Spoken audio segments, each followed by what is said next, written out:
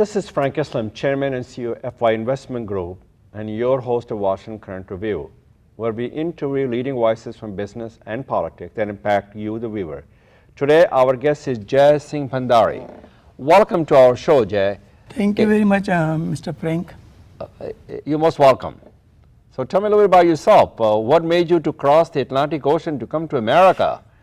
Okay. And sure. you are also recently appointed Commissioner of Public School in the state of Virginia. Yes, Congratulations. Tell me all about your, all the three questions that I asked. Frank, I belong to a very respected family of Indore, Madhya Pradesh. Okay. India. This is in India, right? Yeah. Okay. We are 6 brothers and 2 sisters. Sure. 1 sister and 6 brothers were U.S. citizen. 1 brother passed away last year, but 5 brothers are here. 1 sister and 1 brother is doctor in New York State.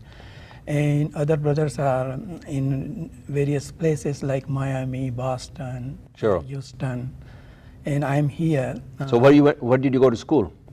I went to school in Indore, in Devi Ahilya Vishwavidyalaya, Indore University. What about the United States? Did you go to school here? I went to FIU here in Miami. Okay. And also I did a diploma in mechanical engineering.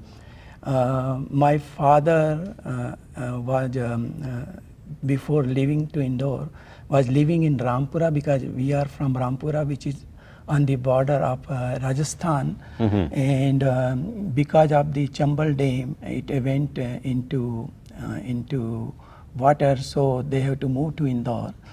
It moved to the waters? No, the like डूब में आ जाता है. Oh, okay, okay. I don't know what that means. Yeah. All right, I understood what you said. When they made the dam there, the okay. whole field. Okay. I got you. Yeah. So my father was the person who was at almost 70 years ago, was the first person in the village who did metric study, and was the first person who know English typing at that time. Wow. So when they moved Indore, my whole family moved to Indore. I was born in Indore. And then I went to school, and from childhood I was very much active. And when I was in college, I was the best debater of Indore University. Wow, very good. And from very beginning I was involved in social and political activities. This is all in India or United States? All in India. Wow. So what made you to cross the Atlantic Ocean to come to America? My brother and sister were here. To realize the American dream? My brother and sisters were here. So they helped you to get here? And they wanted me to come here because all my 5 brothers were here before I was there. Sure. My parents were also coming here 6 months, and 6 months they are living with me. Sure. But I didn't want to come because I have a very good life in India. I was appointed by governor there for academic council of Devi Ahilya Vishwavidyalaya Indore. Mm-hmm. I was in the 20-point committee, district committee also.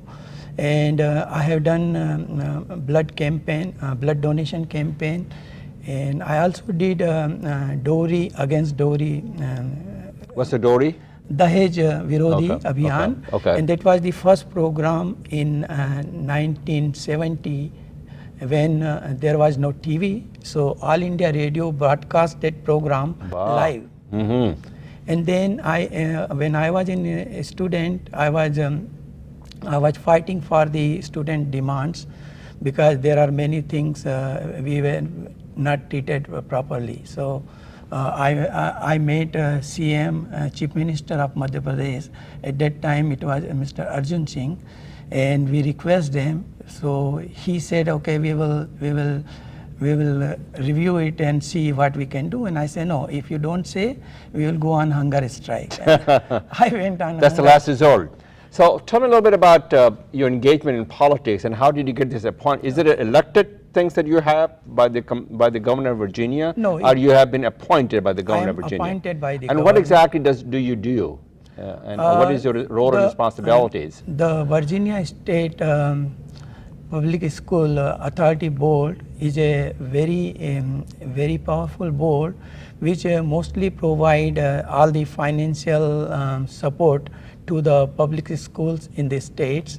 Like if they have to make a building or they need a new lab, they need money. So they ask, they request us, and then we give them money. We also give them grants.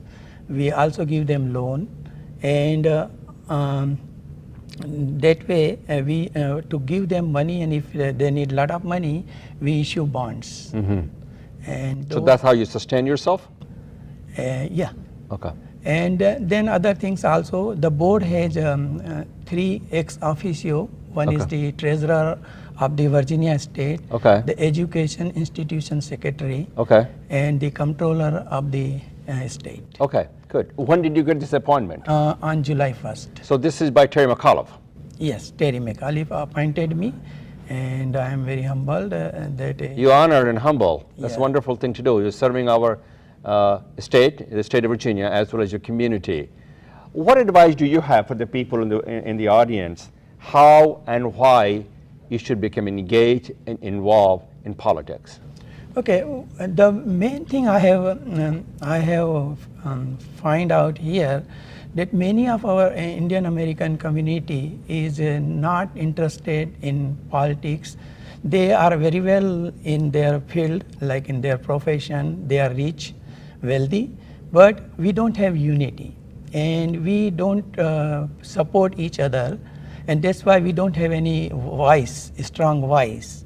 And that is why we are lagging behind, because other community from Asian community, they are less in numbers. We are 18% in Virginia. I mean in Fairfax. You're talking about 18% South Asian Indian? South Asian Indian. And that includes the Pakistan or just the Indians? And out of 18%, we are 18% of that 18% Indians. Right. And other community comes after us. Okay, So great. we are in majority comparatively, but we don't have any voice politically. Even when it comes to programs, there will hardly 3-4 Indian comes to any political program. Well, the fact of the matter is that a lot of Indian Americans in the community of the Virginia that you're talking about are immigrants, the first generations, and they don't see any reason to get engaged in politics because they don't believe that they should have a seat on the table and make sure their voices are heard. Why would anybody get involved in politics? How the landscape of the politics help you and support you, and how does it nurture a community? Can you tell me a little bit about that? Sure, because our next generation, which is the youth, they are our future. They are future of our country, and they won't know anything that what previous generation has done for them, and if they have to come forward, they need to involve in the mainstream. Very good. So it creates a common cause, Right. and it allows the people, and also it empowers the people to build this country, not just for selected few, but all. Right. That's true. And that's what you're talking about. Yeah, and because So the government should be a partner to us, or should not be a partner? it should be, because many things are depend upon the policies, and policies are made by lawmakers. And if our representation is not there, we may not be heard, and we may be not dealt fairly. Okay. So what process did you go through to get the appointment from Governor McAuliffe? Oh, that's a question for me also. I don't know how it is, but I believe that a person who has qualifications, ability to work hard, and think about the country and their citizens, and involved in a political arena, whether it is a Democratic Party or a Republican Party, you need to work and you need to show that you care about the country and citizens, and you need to start helping the people whatever community needs, and you need to voice their problems. Sure. What's your opinion? Yes. Okay, so education plays a very important role. It's a powerful equalizer that gives hope and opportunity to the people, and it uplifts the soul. It also very important to create a prosperity and build a nation and move the nations forward. What is your view on education? Okay. And why are you involved in education? Okay. Just like I said, let me give my background. We did not finish completely. Okay. I have wrote a thesis when I was in college on public school conditions. And after that, I was also appointed in the Academic Council of Devi Ahilya Vishwavidyalaya, Indore, Madhya Pradesh, India. And I learned many things there because that Academic Council was very powerful committee which decide the faculty, which decide the curriculum, which decide the syllabus, and they give the authorization to the new colleges. Wow. So that's what you had, they build the foundation and the framework for you. That's true. Is that correct? That's true. And but according to that, I have learned that education is the backbone of the country's future and economy. So it creates, so higher education creates the aspiration, which in turn creates the leaders and the future leaders of the country. Is that what you're saying? Yeah, because that's the reason you're involved here in education system. So how do we make education affordable, accessible to the people? Yeah, that's why Virginia schools are, we are lucky that Virginia schools are one of the best school systems in the country, but still we are not on the top. You're not on the top. And we need world-class education access to everybody, whether they can afford it or not, because they have a right to get a best education in the world. And that's what my aim and goal is, that we should make this system work in such a way that they get education of world class. Not only that, but with modern technology and with professional training, so that they can involve, they can get a good living. Also, they can support the country in progress. Okay, very well said. But the question there is, if I was a middle class American and my parents were only making $20,000 a year, which is the minimum wage, how would you tell that kid to go to college and university, because of the fact that they have no means? I mean, there are many to go to school. So you're saying that we should have a public-private partnership in terms of funding the education in the people who have financial hardship. How do you go about doing that? Yeah, so there How do you motivate people to give? I mean, first of all, they can apply for the financial aid from the government, which is available. But if they are not qualified, then if they are, there are many corporations and foundations which give scholarships. Also, college also provide many scholarships. So if they get that scholarship and the financial aid, they can also get loan. And banks are also giving loans, and as well as government. So if they get the financial support, they can get that education, and once they start employed, they can pay back. Okay, so that's your solution. Now, what do you think of the education of pre-K education, the kids who are 1 to 5 years old? This is where it all starts, and also shed your bright light, if you can, on the K through 12 education as well, which is very important. Okay, I think what I saw the difference between Indian education and the US education. Okay.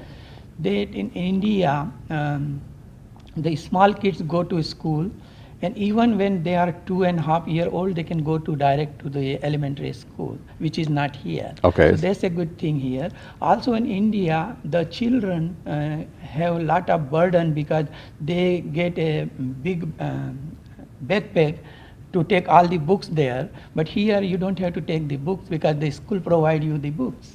So this is a good thing, but I think the children are not supposed to given any